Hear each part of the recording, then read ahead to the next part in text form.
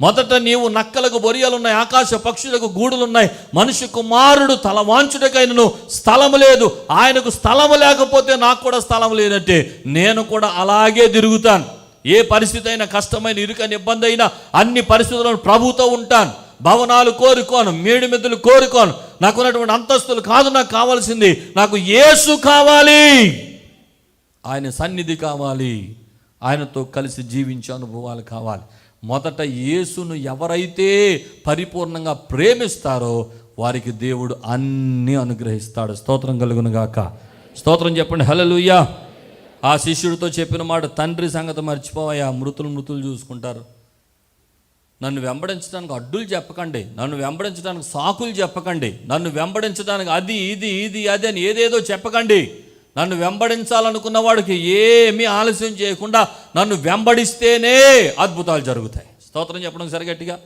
అందుకే దేవుని సేవకునిగా ఈరోజు మీతో చెప్తున్న మాట ఏంటంటే, ప్రభువుని వెంబడించాలనుకున్న వారు ఈ లోకాశలన్నిటికీ స్వస్తి పలకాలి.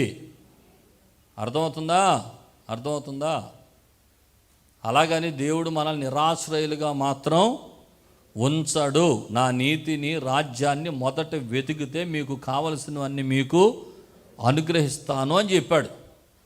మొదట మనం ఆయన కోసం బ్రతికి నిరూపించుకోవాలి. రెండవది ఆయన మన కొరకు చేసి చూపిస్తాడు. అర్థమవుతుందా?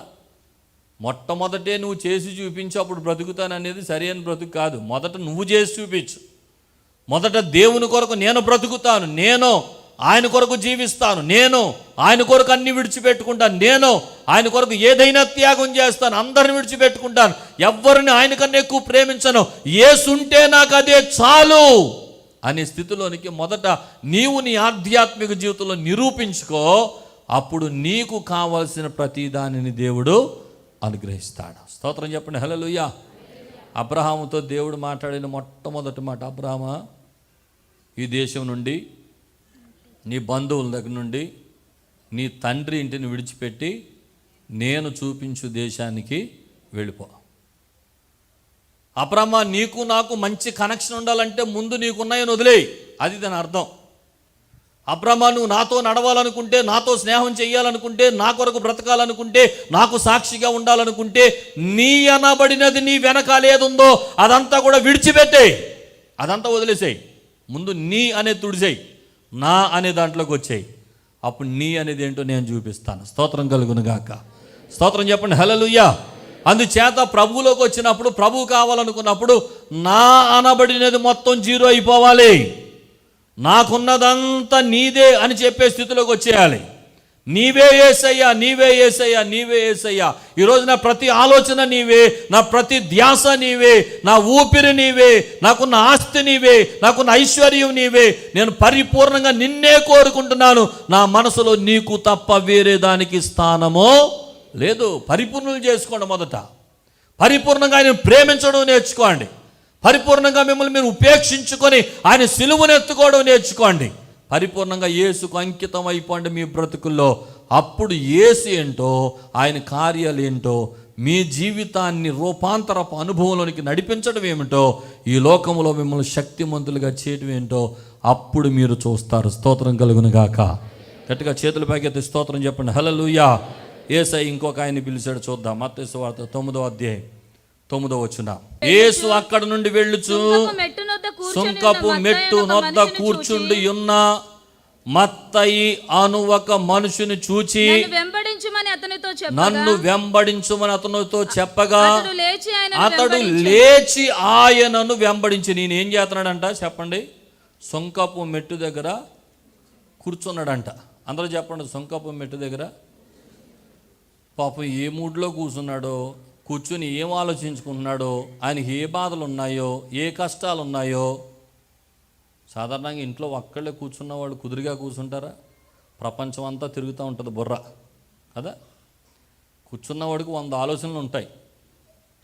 ఒంటరిగా కూర్చున్నాడంటే మరి ఏం తలస్తున్నాడో, ఆయనకి ఏ ప్రాబ్లమ్స్ ఉన్నాయో, ఎలాంటి పరిస్థితుల్లో ఉన్నాడో, ఏ సిచ్యువేషన్లో ఉన్నాడో మనకు తెలియదు. కాబట్టి గమనించండి, అతను ఏ కండిషన్లో ఉన్నాడో మనకు తెలియదు, కానీ అంత భయంకరమైన పరిస్థితుల్లో ఉండి, అంత వేదనలో ఉండి, అంత ఇబ్బందిలో ఉండి, అంత ఘోరమైన పరిస్థితిలో ఉన్న ఆ మత్తయి అనబడిన ఆ వ్యక్తి దగ్గరికి వెళ్ళి, యేసు ప్రభు చాలు, నువ్వు ఆలోచించింది సరిపోద్ది, నువ్వు కూర్చున్నది చాలేక, లేక అక్కడ నుండి లెగిసి నన్ను వెంబడించు అన్నాడు. స్తోత్రం కలుగును గాక. ఉన్న పాటను లెగిసి యేసు దగ్గరికి వచ్చేసాడట. స్తోత్రం చెప్పడం సరిగట్టిగా. ఈరోజు నేను చెప్తున్నాను, ఇప్పటి వరకు నీ ఆలోచన ఏంటో దేవునికి తెలుసు. నువ్వేమో ఆలోచిస్తున్నావో, నీ తలంపులు ఏంటో, నీ ఉద్దేశాలు ఏంటో, నీ పరిస్థితులు ఏంటో మాకెవరికి తెలియదు. ఏ పరిస్థితుల్లో కూర్చుని ఏం ఆలోచిస్తున్నావో నాకు తెలియదు, కానీ ఈరోజు యేసయ్య చెప్తున్న మాట, నన్ను సేవించాలనుకున్నవాడు నన్ను వెంబడించండి. ఆమేన్. నన్ను వెంబడింపగోరువాడు తను తాను ఉపేక్షించుకోండి, సిలువనెత్తుకోండి, నన్ను వెంబడించండి. మీరు ఏ పరిస్థితుల్లో కూర్చున్నా, ఏ పరిస్థితుల్లో దిగులుతో ఉన్నా, వేదనతో ఉన్నా, కలవరంతో ఉన్నా, అన్ని ప్రక్కన పెట్టేసేయి, అవన్నీ ప్రక్కన పెట్టేయి. ఇదిగో యేసుతో ఉంటే నీకు దుఃఖం తెలీదు, యేసుతో ఉంటే నీకు కలవరాలు ఉండవు, యేసుతో ఉంటే కూర్చుని ఒంటరిగా ఆలోచించాల్సిన పరిస్థితి ఉండదు. అందుకని ఏమి జరుగుతున్న సమస్తమును నీ చిత్తానికి అప్పగించుకుంటున్నాను ప్రభువా, జరిగేది నీ చిత్తమే, నీకు వదిలేస్తున్నాను, నేను వచ్చి నిన్ను వెంబడిస్తున్నాను. ఆమేన్. చక్కటి పాట పాడతాం కదా, ఎన్ని తలచినా ఏది అడిగినా జరిగేది నీ చిత్తమే ప్రభువా. నా జీవితం నీ చిత్తంలో ఉండాలి, నా జీవితాన్ని నీ చిత్తానికి అప్పగించుకుంటున్నాను. శ్రమ కలిగిందా, నీ కష్టం కలిగిందా, నీ ఇరుకు కలిగిందా, నీ ఇబ్బంది కలిగిందా, నీ వేదన కలిగిందా అని కూర్చుని అది ఆలోచనలో ఉండిపోయి లేవకుండా, నీ కొరకు పని చేయకుండా, నీ కొరకు జీవించకుండా నేను ఉండలేనయ్యా. ఈ రోజు నుండి చెప్తున్నాను, నేనున్న స్థితిలో నుండి నేను నీ కొరకు నిలబడతాను. ఆమేన్. నేనున్న స్థితిలో నుండి నీ కొరకు లేస్తానయ్యా, నీ కొరకు పని చేస్తానయ్యా, నీ సువార్త కొరకు లేపబడతానయ్యా, సిలువను ఎత్తుకుంటాను, శ్రమను లెక్క చేయను, కష్టాన్ని లెక్క చేయను, ఇరుకును లెక్క చేయను, ఇబ్బందిని లెక్క చేయను. ఆ మత్తయి వలె కూర్చున్న స్థితిలో నుండి నేను కూడా లేస్తాను, నిన్ను వెంబడిస్తానని చెప్పగలగాలి. స్తోత్రం కలుగును గాక. అందరూ స్తోత్రం చెప్పండి, హల్లెలూయా. కనుక ఈరోజు ప్రభు ఏం మాట్లాడుతున్నాడో, మన జీవితాల పట్ల ఆయన ఏం కోరుకుంటున్నాడో అన్నీ మీకు స్పష్టంగా అర్థమవుతున్నాయని నేను భావిస్తున్నాను. యేసుకు మొదటి స్థానాన్ని ఇవ్వండి, యేసయ్య మీ జీవితంలో మొదటి వ్యక్తిగా ఉండనివ్వండి. అన్ని విషయాల్లో మిమ్మల్ని దేవుడు మొదటి వారిగా చేస్తాడు. స్తోత్రం కలుగును గాక. స్తోత్రం చెప్పండి, హల్లెలూయా. మీరు ఒక్కళ్ళు యేసుని వెంబడిస్తే మిమ్మల్ని అనేక మంది వెంబడించేవారుగా దేవుడు మార్చేస్తాడు. ఆమేన్. మొదట్లో మనం అందరిని వదులుకుంటాం, కానీ సెకండ్ ఫేజ్లో అందరూ మన దగ్గరికి వచ్చేస్తారు. ఆమేన్ చెప్పండి. యేసుని వెంబడించిన మొదటి స్థితిలోనే మనకు కొంచెం కష్టం అనిపిస్తుంది, కానీ కొద్ది రోజుల్లోనే, కొంతకాలంలోనే దేవుడు నిన్ను వెంబడించి అనేకులను, మనుషులను నీ దగ్గరికి తీసుకొచ్చేస్తాడు. స్తోత్రం చెప్పండి, హల్లెలూయా. యేసయ్య సేవకు నా తల్లిదండ్రులను పిలిచినప్పుడు మా అమ్మ నాన్న అందరిని వదిలిపెట్టేసి వచ్చారు. నాన్నగారు అయితే సొంత తండ్రిని, తల్లిని వదిలిపెట్టేయాల్సి వచ్చింది. మా తాత ఇంట్లో నుండి బయటికి వెళ్ళిపోమన్నాడట యేసుప్రభు నమ్ముకున్నందుకు. ఒకప్పుడు యేసుప్రభుకు వ్యతిరేకంగా సేవ చేసి ఎక్కడైనా హల్లేలు అని కూటం పెడితే కుర్రోళ్ళని తీసుకెళ్ళి హల్లేలు అనగానే గోయిందా అని కేకలు పెట్టించేవాడట అయ్యగారు, పెద్ద అయ్యగారు, మామూలుడు కాదైనా. అంత భయంకరంగా, రౌడీయజంగా, దేవునికి వ్యతిరేకంగా ఘోరమైన పరిస్థితుల్లో జీవించినంత కాలం మా తాత, మా నాన్నమ్మ ఎంత డబ్బులు కావాలో అంత డబ్బులు ఇచ్చేవారట. ఏ రోజైతే యేసుప్రభు నమ్ముకున్నాను అన్న వార్త వినబడిందో ఆ రోజు ఇంట్లో నుండి బయటికి వెళ్ళిపోమన్నారట. ఏం చేయాలి? నన్ను సేవించువాడు నన్ను వెంబడించాలి. నన్ను వెంబడించాలనుకున్నవాడు తన్ను తాను ఉపేక్షించుకోవాలి, తన సిలువను ఎత్తుకోవాలి. సిలువ ఎత్తుకున్నారు 50 సంవత్సరాల క్రితం. కొంతకాలం సిలువ మోశారు, భారాన్ని భరించారు, బాధ్యతను భరించారు, అందరిని విడిచిపెట్టుకున్నారు, అన్ని విడిచిపెట్టుకున్నారు. నిజంగా నువ్వు యేసుప్రభు నమ్ముకుంటే చిల్లి గవ్వ ఇవ్వనరా అని చెప్పాడు. మా తాత ఇవ్వలేదు ఆస్తి, మా తాత ఐశ్వర్యం ఇవ్వలేదు, ఏమి ఇవ్వలేదు. కానీ ఈరోజు దేవుని సేవకునిగా చెప్తున్న, మొదటి దినాల్లోనే ఈ పరిస్థితులు ఉంటాయి. సెకండ్ ఫేజ్కి వచ్చేటప్పటికి ప్రభు ఏం చేయాలి అది చేసేస్తాడు. స్తోత్రం కలుగును గాక. అందరూ విడిచిపెట్టేసిన ఆ పరిస్థితి వరకు తీసుకొచ్చి అప్పుడు దేవుడు మనల్ని పైకి లేపటం ప్రారంభిస్తాడు. స్తోత్రం కలుగును గాక. ఈరోజున మా బ్రతుకులు అదే చేశాడు దేవుడు, అదే చేశాడు.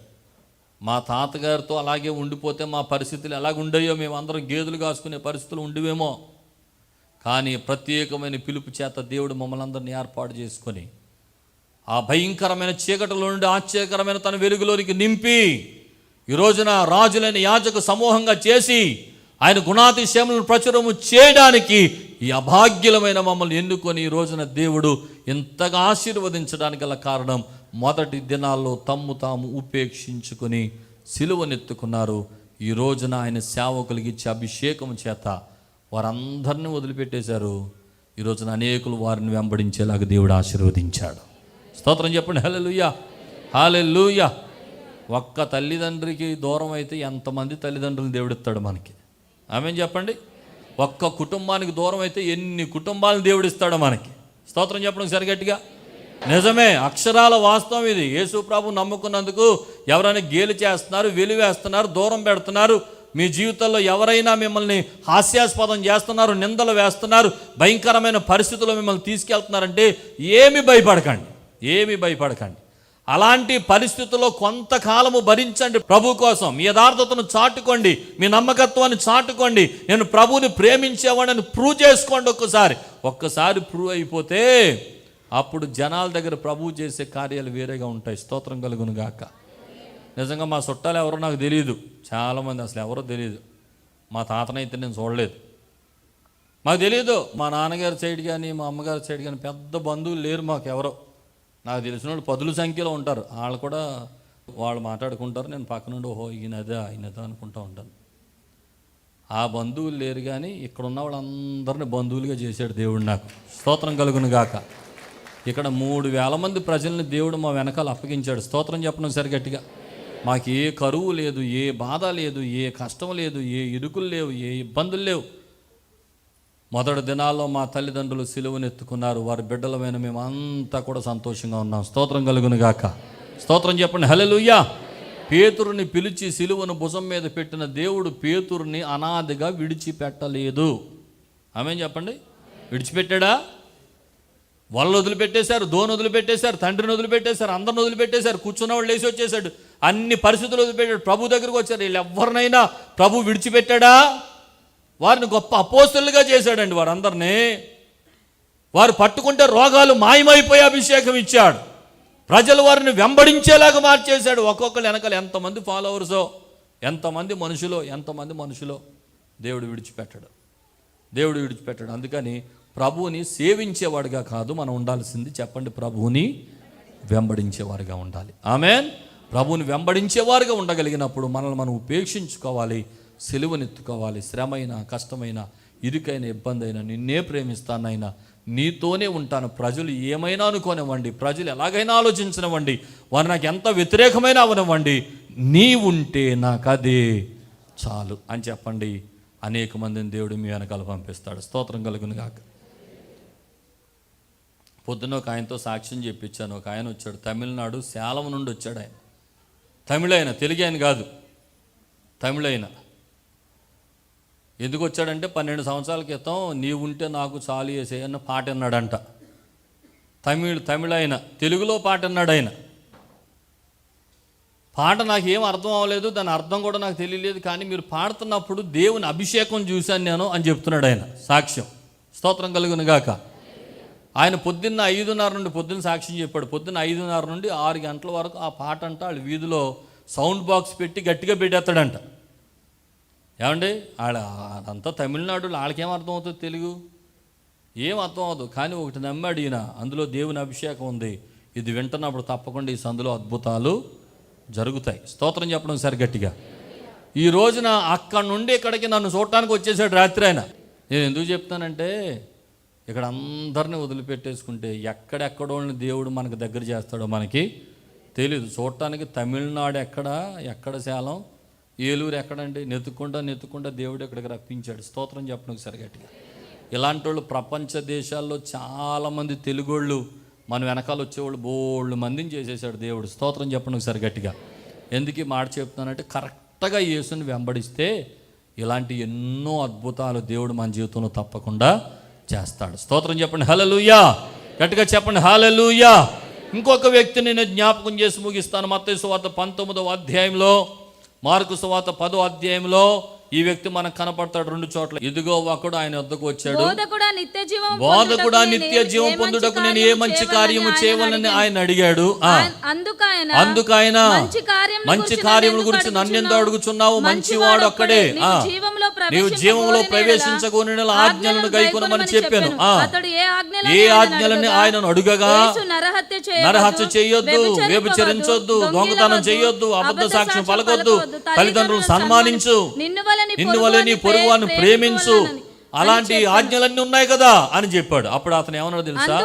అందుకా యవనుడు, ఇవన్నీ అనుసరించుచూనే ఉన్నాను, ఇకను నాకు కొదువ ఏమని ఆయనను అడిగాను. ఇతను అన్నాడంట, ప్రభా చిన్నప్పటి నుండి సండే స్కూల్కి వెళ్తున్నాను, యూత్ మీటింగ్కి వెళ్తున్నాను, ఈ ఆజ్ఞల గురించి అందరూ చెప్పారు, ఈ ఆజ్ఞల్లోనే బతుకుతున్నాను, ఆయన ఆజ్ఞలన్నీ చేస్తున్నాను, నిన్ను వల్లే పొరుగువాన్ని ప్రేమిస్తున్నాను, వ్యభిచారం చేయట్లేదు, దొంగతనం చేయట్లేదు, నరహత్య చేయట్లేదు, ఆ భయంకరమైన పరిస్థితి చేయట్లేదు, ఆజ్ఞలు అనుసరించి నడుస్తూనే ఉన్నానయ్యా, ఇంక నాకేం కొదువా అన్నాడట. అప్పుడు యేసే చెప్పాడు, నీకు ఇంకనూ ఒకటి కొదువుగా ఉంది. చదవండి అన్నమాట. అందుకు యేసు, పరిపూర్ణుడగుటకు కోరినడలా పోయి నీ ఆస్తిని అమ్మి పేదలకిమ్ము. ఈ మాట మార్కు సువార్తలు అంటాడు, నీకు ఇంకనూ ఒకటి కొదువుగా ఉన్నది అని చెప్పి అప్పుడు యేసే చెప్తాడు ఈ మాట, నీ ఆస్తిని అమ్మి బీదలకిమ్ము, అప్పుడు పరలోకమందు నీకు ధనము కలుగును, నీవు వచ్చి నన్ను వెంబడించుమని అతనితో చెప్పాను. వెంబడించాడా? తర్వాత వచ్చిన అయితే ఆ యవ్వనుడు మిగుల ఆస్తి గలవాడు గనుక ఆ మాట విని వ్యసన పడుచు వెళ్ళిపోయెను. ఈ వ్యక్తి ఆశీర్వదించబడి ఉంటాడా లేకపోతే పోగొట్టుకుని ఉంటాడా? గట్టిగా చెప్పండి. యేసు కోసం వదులుకోలేనోడు ఎప్పుడు దీవించబడ్డావు? యేసు కోసం అన్ని వదులుకోగలిగిన వాడే దీవించబడతాడు. ఆమెం చెప్పండి సరి గట్టిగా. నీకోటి కొదువుకు ఉంది అబ్బాయి, నువ్వు అన్ని ఆజ్ఞలు పాటిస్తున్నావు కానీ నన్ను వెంబడించట్లేదు. నీకేం అడ్డొచ్చేస్తుందంటే నీకున్న డబ్బు అడ్డొచ్చేస్తుంది. చాలా ఆస్తిపరుడు నువ్వు, నీకు అన్నీ ఉన్నాయి కనుక నాకు నా దగ్గరికి రావాల్సిన రీతిగా రావడం లేదు, నన్ను వెంబడించాల్సిన రీతిగా వెంబడించడం లేదు కనుక నీ ఆస్తిని అమ్మి బేదలకు ఇచ్చేసి నా దగ్గరికి వచ్చి నన్ను వెంబడించేయి. నీ హృదయం అంతా డబ్బుతో నిండిపోయింది, నీ హృదయం అంతా ధనముతో నిండిపోయింది, నీ హృదయం అంతా నీ ఆస్తితోనే నిండిపోయింది కనుక ఈరోజు నీ హృదయంలో ఉన్న నీ ఆస్తి, నీ డబ్బు అన్ని ప్రక్కన పెట్టి నాకు మొదటి స్థానం ఇచ్చేలా నువ్వు మారిపో, వచ్చి నన్ను వెంబడించు అని యేసే చెప్తే మిగిలి ఆస్తి కలిగిన వాడు కనుక అతడు వ్యసనపడి ఈయన దగ్గరకు వచ్చి ఈయన వెనకాల తిరిగితే ఇంకా డబ్బు వస్తుంది అనుకున్నాను నేను, ఉన్న డబ్బు అంతా వదిలిపెట్టేమన్నాడు. ఈయన ఎక్కడండి అని యేసయ్యను వదిలిపెట్టేసి వెళ్ళిపోయాడట. యేసును వదిలిపెట్టి వెళ్ళిపోయినాడు పరిపూర్ణంగా జీరో అయిపోతాడు కానీ హీరో అవ్వలేడు. అర్థమైందా? మొదట కష్టమైనా సరే జీరో లెవెల్లో యేసయ్యను వెంబడించగలిగిన వాడు తర్వాత హీరోగా మార్చబడతాడు. స్తోత్రం కలుగును గాక. స్తోత్రం చెప్పండి, గట్టిగా స్తోత్రం చెప్పండి, ఇంకా బిగ్గరగా స్తోత్రం చెప్పండి. కనుక ఏది కోరుకుంటున్నావు? యేసు ఇచ్చే వాటిని కోరుకుని యేసుని వెంబడిస్తున్నావా? యేసు కొరకు అన్నీ విడిచిపెట్టి రావడానికి యేసుని వెంబడిస్తున్నావా? నీకు ఏది ఆశీర్వాదమో తెలుసా? యేసు ఇచ్చే వాటి కోసం మొదట ఎదురు చూడొద్దు. మొదట నీవు యేసు కోసం అన్ని వదిలిపెట్టుకునే వ్యక్తిగా ప్రభు దగ్గరికి రా, ఆ సాక్ష్యాన్ని సంపాదించుకో, అప్పుడు దేవుడు సమస్తాన్ని నీకు అనుగ్రహిస్తాడు. నన్ను ప్రేమించి వారిని ఆస్తికర్తలుగా చేస్తానన్నాడు. అవన్నీ కూడా నీ చేతికి వచ్చేస్తాయి. స్తోత్రం చెప్పండి సరి గట్టిగా, బిగ్గరగా స్తోత్రం చెప్పండి. నా జీవితంలో నాకు ఒక సాక్ష్యం బాగా గుర్తొస్తుంది. అదేంటనంటే నేను సేవకు సమర్పించుకున్న తొలి రోజుల నుండి నేను ఎక్కడ పెద్ద పెద్ద బైబిల్ ట్రైనింగ్ చేయలేదు, పెద్ద పెద్ద చదువుకోలేదు. ట్రైనింగ్ లేకుండా ఏదో చేస్తున్నాడు సేవ అంటారని చెన్నైలో ట్రైనింగ్ వెళ్ళాను. అది 9 నెలల కోర్సు. ఆ 9 నెలల కోర్సు నేను 4 నెలల్లో చేసేసాను ఏకంగా. అంటే ఎంతకాలం వెళ్ళాను క్లాసులకి చెప్పండి. అక్కడ కూడా మాస్టర్లు అందరిని బుట్టలు వేసేసుకున్నాను. అందరినీ జాగ్రత్తగా మేనేజ్ చేస్తూ మనం సెలవులు పెట్టేయటం, ఇటు వచ్చేయటం, మీటింగ్లను తిరిగేయటం, మళ్ళీ వెళ్ళిపోవటం. ఏదేమైనా 9 నెలల తర్వాత గ్రాడ్యుయేషన్ ఇచ్చేశారు, ఒక నల్ల మూసికేసేసారు, సర్టిఫికేట్ ఇచ్చేశారు. మనం కూడా పట్టా పొందేసాం, వచ్చేసాం. స్తోత్రం చెప్పడం సరి గట్టిగా. పట్టా లేదని పేరు లేకుండా పట్టా అయితే దొరికేసింది అప్పుడు. కానీ మనం అంత పెద్ద స్టాండర్డ్ ఏం కాదు. మరి చదువుకోకపోతే దాని లోపల లోతుల్లోకి వెళ్ళలేం కదా. నాకు పెద్ద ఏం తెలియదు. వచ్చేసిన తర్వాత ప్రభు పాద సన్నిధిలో పడి మోకాళ్ళ మీద పడి ఉపవాసాలు ఉంటా, దేవుని సందులో కనిపెట్టి, ప్రభువా నీ పని చేయడానికి పరిపూర్ణంగా నన్ను నేను అప్పగించుకుంటున్నానని దేవుని దగ్గర నాకు తెలిసింది ఒకటి ఏంటంటే, నేను జీరో అయిపోయాను. ఇంకొకటి నాకు బాగా గుర్తుంది ఏంటంటే, ఏదైనా ఒక రోజు నా చేతికి ఎవరైనా 100 రూపాయలు ఇస్తే ఇంకొక 100 రూపాయలు ఎక్కడ దొరుకుతుందో చూసి 200 పెట్టి ఏదో కార్యక్రమం చేసేసేవాడిని ప్రభు కోసం. అది ఈరోజు వరకు అలాగే నడుస్తుంది. స్తోత్రం కలుగును గాక. మన చేతిలో 10 రూపాయలు ఉంటే ఎక్కడో చోట తీసుకుని 30 రూపాయలు పని చేసేస్తాం. వెనకాల దాచుకోవాలి, పిల్లలకు ఆస్తి సంపాదించాలి, ఐశ్వర్యం చేసుకోవాలి, అది ఇది ఏ ఆశలు లేవు. సొంతగా నేను ఏది సంపాదించుకోవడానికి ఎప్పుడు ప్రయత్నం చేయలేదు, ప్రయాస పడలేదు. వాక్యం తెలుసుకున్న వ్యక్తిగా, లోతుల్లోకి వెళ్ళిన వ్యక్తిగా నేను ఒక్కటే నేర్చుకున్నాను, ఉన్నదంతా దేవునికి ఖర్చు పెట్టడం, ఉన్నదంతా ప్రభు పాదాల దగ్గర పెట్టడం, ఉన్నదంతా ఏదో ఒక రీతిగా ఆత్మల సంపాదన కొరకు ప్రయాసపడి ఖర్చు పెట్టేసి దేవుని కోసం ఘనకార్యాలు చేయడానికి తీర్మానం తీసుకుని ప్రయత్నాలు చేసి పని చేశాను నేను దేవుని కోసం. ఈ రోజున నా మనస్సాక్షి దేవుని సన్నిధిలో యథార్థంగా చెప్తున్నా, మనస్సాక్షితో చెప్తున్నమాట. నా కోసం ఏది చూసుకోలేదు, సమస్తం ప్రభు కోసం చేశాను. ఈరోజు నేను చెప్తున్న మాట ఏంటో తెలుసా? ఒకప్పుడు ఎవరైనా 100 రూపాయలు ఇస్తే బాగుండు, ఏదోటి చెయ్యొచ్చు అని ఎదురు చూసిన ఈ చేతులు ఈరోజు లక్షల రూపాయలు పట్టుకుని దేవుని కార్యాలు చేసే కృప దేవుడు అనుగ్రహించేశాడు. స్తోత్రం చెప్పడం సరి గట్టిగా. లక్షలే. ఎందుకనంటే ఇది మన శక్తి కాదు, ఇది మన బలం కాదు, ఇది మనం సంపాదించుకున్నది కాదు. నేను జీరో అయిపోయాను. దేవుడు ఎలా చేస్తున్నాడు? ప్రభు కోసమైనటువంటి హీరోని నేను. స్తోత్రం కలుగును గాక. కొన్ని ఆత్మలు సంపాదించిన హీరోని, కొన్ని ఆత్మల కొరకు పరుగులు పెడుతున్న హీరోని, దేవుని కోసం దేవుడు చేసిన ఒక శక్తివంతమైన సాధనాన్ని ఈరోజు ఆ సాక్ష్యం చెప్పుకోవడం నేను ఇష్టపడుతున్నాను. ఒకప్పుడు నేను జీరోలోకి వెళితేనే ఈరోజు నన్ను ఆ స్థాయిలోకి దేవుడు తీసుకొచ్చాడు. మీకు కూడా చెప్తున్న మాట ఏంటంటే, ఫస్టే హీరో అయిపోదామని చూడకండి, టోటల్గా జీరో అయిపోతారు. అర్థమైందా? మొదట ప్రభు దగ్గరకు వచ్చిన వాళ్ళు జీరోలోకి వచ్చేసేయండి, అన్ని సున్నాలోకి తీసుకొచ్చేయండి. ప్రభువా ఇది వద్దు, నాకు ఇది వద్దు, ఈ వలొద్దు, ఈ దోణలొద్దు, ఈ తండ్రి వద్దు, ఈ తల్లి వద్దు, ఎవరొద్దు, నువ్వు ఉంటే నాకు. చెప్పండి, గట్టిగా చెప్పండి. నీవు ఉంటే నాకు అదే చాలు. ప్రభువుని పట్టుకోండి, సరిగ్గా పట్టుకోండి, ఆయన వెంబడించండి, ఆయన సిలువను ఎత్తుకోండి, మిమ్మల్ని మీరు ఉపేక్షించుకోండి, ప్రభు కొరకు సాక్షులుగా జీవించండి. ఒక దినం రాబోతుంది, ఆ దినాన దేవుడు మిమ్మల్ని అనేక మందిలో తలగా హెచ్చించి ఆయన కొరకు సాక్షులుగా నిలవబెట్టుకుంటాడు. అట్టి కృప దేవుడు మీకు అనుగ్రహించును గాక. ఆమేన్. తల్ల వంచండి, కళ్ళు మూసుకోండి, ప్రార్థన చేద్దాం. ప్రభువా ఇంతవరకు నాతో మాట్లాడారు. అవును ప్రభువా, నిన్ను సేవించేవాడినైతే నిన్ను వెంబడించేవానిగా ఉండాలని నాతో మాట్లాడారు. నీకు స్తోత్రాలు. నిజమే, నా బ్రతుకుల్లో నీ చేతులకి నా బ్రతుకును అప్పగించుకుంటున్నాను పరిపూర్ణంగా. నన్ను అలా చేయండి నాయన. నన్ను దీవించండి యేసయ్య, నన్ను ఆశీర్వదించండి, నీ కొరకు సాక్షిగా నిలవబెట్టుకోండి అని ప్రార్థన చేయండి. ప్రభు కొరకు ఏదైనా విడిచిపెట్టగలిగిన ఆత్మీయ స్థితి మనం పొందుకొని,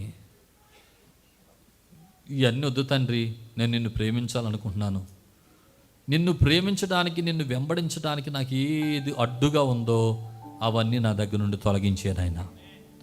అవన్నీ నా దగ్గర నుండి తొలగించేయండి, తీసివేయండి ప్రభువా. అవన్నీ నా దగ్గర నుండి తీసివేయండి. నాకు ఏది వద్దు ప్రభా, నాకు గొప్పతనం వద్దు, నాకు పేరు వద్దు, పలుకుబడొద్దు, ఐశ్వర్యం వద్దు, ఈ లోకంలో అది ఏది వద్దు. మరలా చెప్తున్నాను, నీవు ఉంటే నాకు అదే చాలు. నీవు ఉంటే నాకు అదే చాలయ్యా, నీవు ఉంటే నాకు అదే చాలు నాయనా. Thank you Jesus, hallelujah. Thank you Jesus, hallelujah. బ్రతుకునావా పగిలినా, కడలి పాలైనాను, అలలు ముంచి వేసినా, ఆశలు అణగారినా, బ్రతుకునావ పగిలిన, చప్పట్లు, కడలి పాలైనను, అలలు ముంచి వేసిన, ఆశలు అణగారినా, యేసయ్యా నీ మాట చాలయ్యా. పాడండి, గట్టిగా పాడండి, చప్పట కొడుతూ పాడండి. ఆమేన్. నీ నీడ చాలయ్యా, నీ మాట చాలయ్యా, నీ చూపు చాలయ్యా, నీ తోడు చాలయ్యా, నీ నీడ చాలయ్యా, నీ ఉంటే నాకు చాలు యేసయ్యా, నీ వెంటే నేను ఉంటానేసయ్యా, నీ ఉంటే నాకు, నీ వెంటే నేను. ఆస్తులన్నీ పోయినా, అనాథగా మిగిలినా, ఆప్తులే విడనాడినా, ఆరోగ్యం క్షీణించినా, అవునయ్యా, ఆస్తులన్నీ పోయినా, అనాథగా మిగిలినా, ఆప్తులే విడనాడినా, ఆరోగ్యం.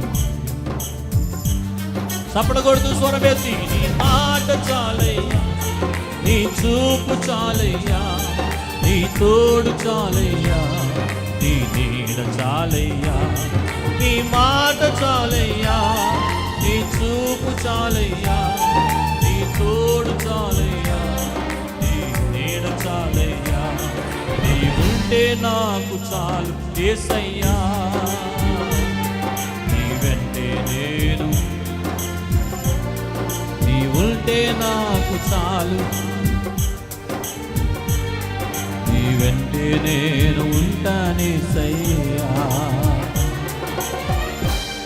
ఉదయకాలం పరిశుద్ధాత్మ దేవుని స్వరాన్ని మనం విన్నాం.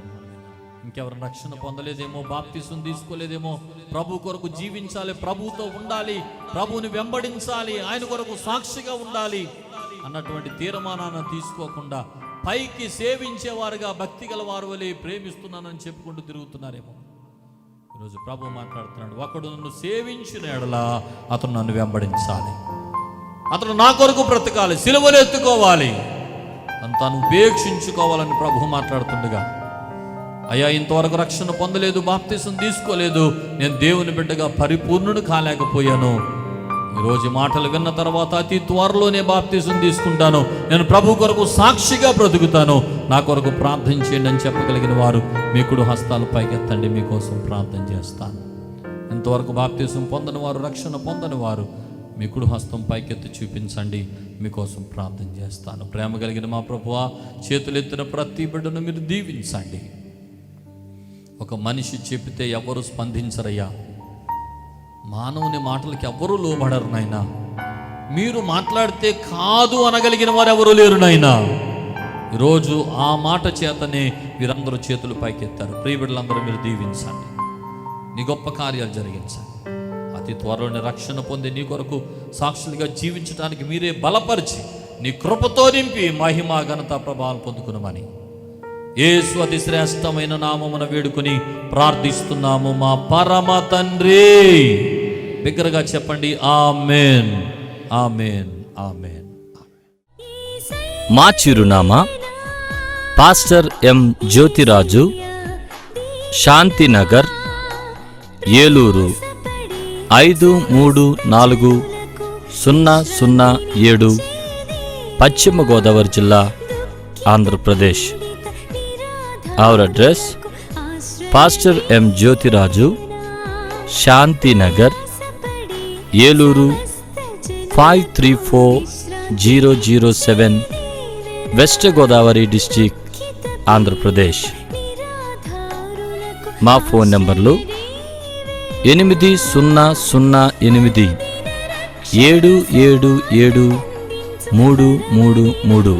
మరియు 8008777444.